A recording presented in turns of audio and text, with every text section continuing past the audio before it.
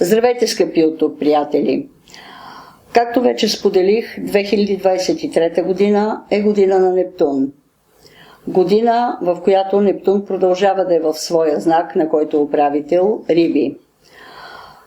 Има обаче една много важна информация, която искам да ви поднеса, която заради прекалено голямото напрежение, което ни следва в момента, сякаш се подминава. Много се говори за огнената ера, която въобще не е мираж, защото глобалното затопляне е факт на цялата планета Земя, но всъщност огнената ера в реалния си вид още не е настъпила. Това ще се случи на 31 март 2025 година. Тогава Нептун навлиза в Овен. Не само, че 31 март е дата в знака Овен, а 2025 година е подвластна на Марс, управителя на Овен. Сблъсъка между Нептун и Марс ще бъде страховит и ще продължи цели 13 години. Какво имам предвид?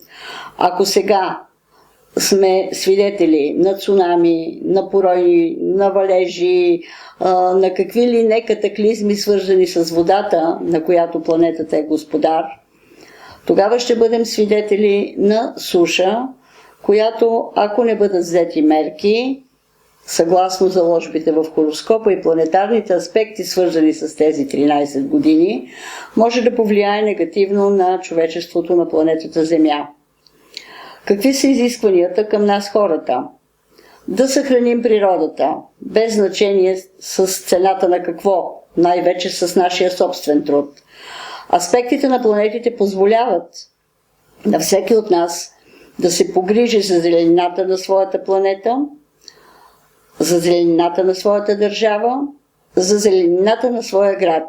Спокойно можем да го направим. Всеки от нас може да засади едно дърво. Може да допринесе с една леха с цветя.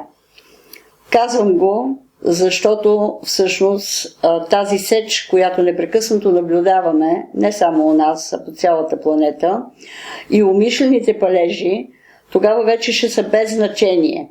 Защото Нептун, поставяйки началото на огнената ера през 2025 година, ще разпалва пожарите без човешка намеса. Тук обаче има още един много важен аспект, който не мога да премълча, че в ерата на огъня, когато ще властва Нептун в Овен, ще се появят много подпалвачи, които отново ще се опитват да разпалват умишлени пожари, за да вредят на планетата, на човечеството, но и на самите себе си. Като казвам много подпалвачи, това няма да са новородени хора, които са пораснали и изведнъж са се осъзнали като такива. Това ще са хора, които го носят в душичката си, които до сега не са се осмелявали да го направят. Но когато настъпи огнената ера, техния рай ще настъпи също. Ще си кажат, сега сме неуловими, недосегаеми, ненаказуеми. Което естествено няма да е вярно, защото такъв тип хора, по време на влиянието на Нептун в Овен и началото на огнената ера и през всичките 13 години, ще бъдат подвластни на опасност да не оцелеят. И ви гарантирам, че Вселената в това отношение е безкомпромисна. Законите на кармата също. Така че трябва много да се внимава какви действия предприемаме, защо и кога ги предприемаме. И искам да напомня, най-вече на нашите политици и управници, че в България 60%, над 60% от водата се губят неизвестно къде. Ето за какво трябва да се погрижат всички те. Защото държавата ни е много красива, известна със своята зеленина, много по-красива от много други държави в Европа.